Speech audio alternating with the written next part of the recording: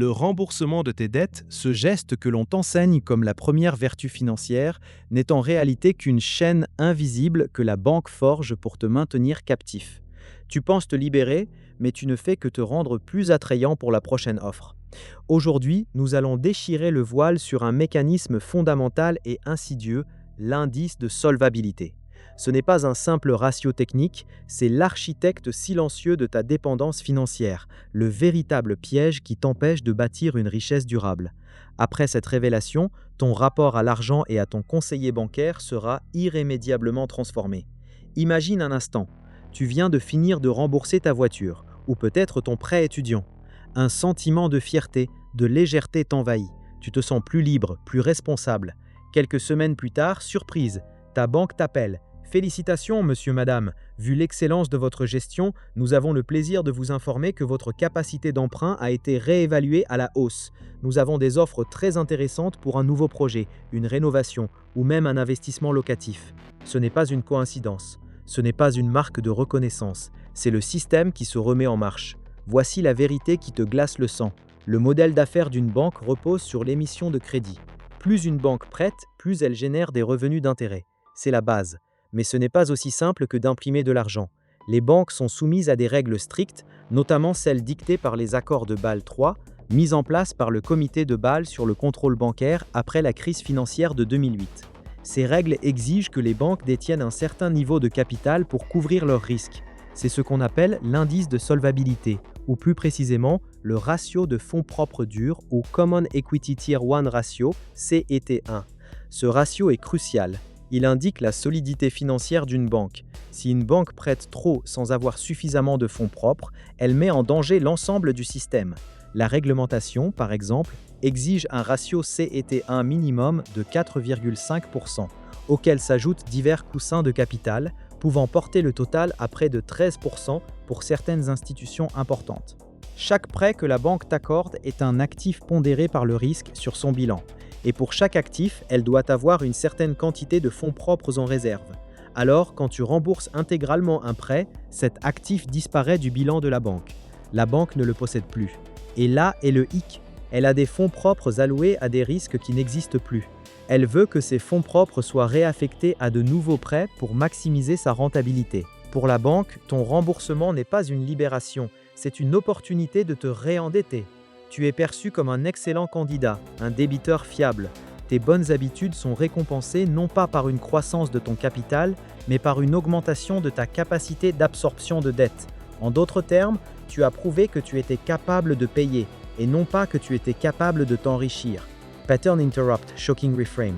Tu pensais te débarrasser d'un fardeau. La banque, elle, vient de libérer une capacité qu'elle veut absolument rentabiliser. Imagine un propriétaire de parking dont le chiffre d'affaires dépend du nombre de voitures garées. Quand une voiture quitte sa place après avoir payé, le propriétaire ne se réjouit pas que l'espace soit vide. Il veut immédiatement qu'une autre voiture vienne le remplir. Ton argent, ce sont les frais de parking. Ta solvabilité, c'est la fiabilité de ta voiture à venir se garer, encore et encore. C'est une machine à générer du mouvement, pas à accumuler de la valeur pour toi. Le système bancaire, dans son essence, récompense la dépendance financière. Regarde les chiffres. D'après la Banque de France, l'encours total des crédits aux ménages en France a plus que doublé en 20 ans, passant de moins de 600 milliards d'euros au début des années 2000 à près de 1500 milliards en 2023. La dette immobilière, en particulier, représente la part du lion. Pendant que les ménages s'endettent massivement, une étude de l'INSEE de 2021 sur le patrimoine des ménages français montre que si la valeur du patrimoine brut a augmenté, la part de celui-ci détenu en actifs financiers productifs reste proportionnellement faible pour la majorité. La majeure partie est immobilière, souvent financée à crédit, et souvent sans que le capital soit entièrement remboursé avant de contracter un nouveau prêt. Le coût personnel de cette ignorance est vertigineux. Pendant que tu t'épuises à rembourser, à courir après la dernière échéance, tu passes à côté de l'opportunité monumentale de faire travailler ton argent pour toi. Chaque euro que tu paies en intérêt sur un crédit de consommation ou un prêt immobilier, alors que tu aurais pu l'investir dans un actif productif, est un euro de richesse que tu ne bâtiras jamais. Pattern Interrupt. Directe question. Te reconnais-tu dans ce cycle incessant ? Ce sentiment d'avoir toujours une épée de Damoclès financière au-dessus de la tête, même après avoir fait des efforts colossaux ? Pense à l'individu lambda. il achète sa première maison avec un prêt sur 25 ans. Il passe 10 ans à payer, puis il voit un taux plus bas, où il veut une maison plus grande, et il refinance, où il contracte un nouveau prêt. Le cycle se répète. Pendant ce temps, il ne construit que très peu de capital net hors de son bien immobilier, et souvent, il paie des intérêts sur des montants qui augmentent avec chaque nouveau crédit. Les intérêts payés sur 25 ans peuvent représenter 30 à 40% du montant initial emprunté. Si seulement la moitié de ces intérêts avaient été investis judicieusement, le résultat sur le long terme serait une différence de centaines de milliers d'euros de patrimoine. C'est une évasion fiscale inversée. Tu ne déduis pas de l'impôt, tu paies un impôt sur ton incapacité à comprendre le système. La banque ne veut pas que tu sois libre, elle veut que tu sois solvable, c'est-à-dire toujours capable de contracter un nouveau crédit.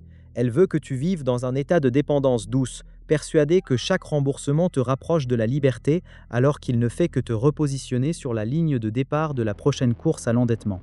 Alors, que faire avec cette connaissance qui t'ébranle? Voici 3 mouvements précis pour reprendre le contrôle.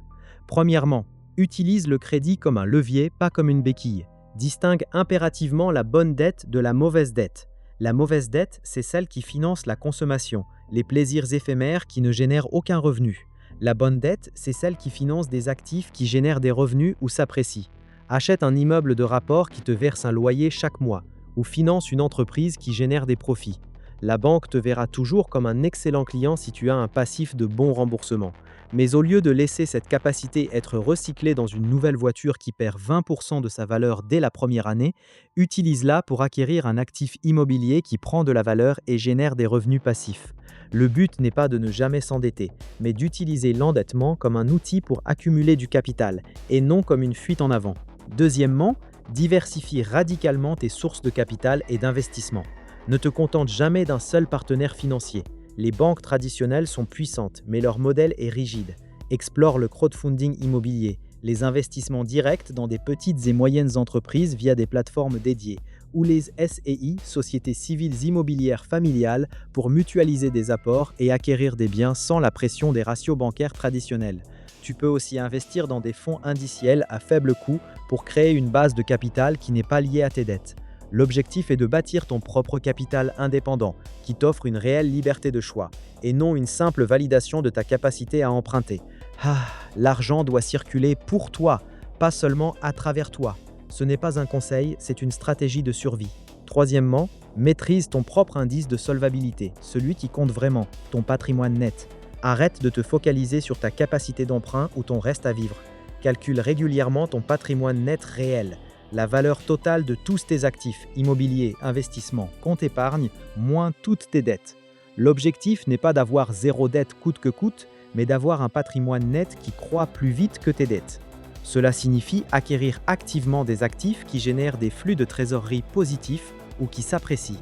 Par exemple, si tu as une hypothèque à un taux faible sur un bien qui prend de la valeur et que tu peux investir l'argent que tu aurais utilisé pour rembourser plus rapidement dans un placement qui rapporte plus que le coût de ton crédit, alors tu es en train d'utiliser le système à ton avantage. C'est ce qu'on appelle la stratégie d'optimisation du rendement. Concentre-toi sur la croissance de ce patrimoine net et tu verras ton rapport à la banque changer radicalement. Tu ne seras plus un client à traire, mais un partenaire avec qui elle souhaite faire affaire. À partir de cet instant, tu ne verras plus jamais ton conseiller bancaire de la même manière. Il n'est pas là pour t'aider à devenir riche, mais pour s'assurer que tu restes un acteur rentable et prévisible dans le système. Tu vas commencer à lire chaque relevé, chaque offre de prêt, non pas comme une opportunité, mais comme une manœuvre.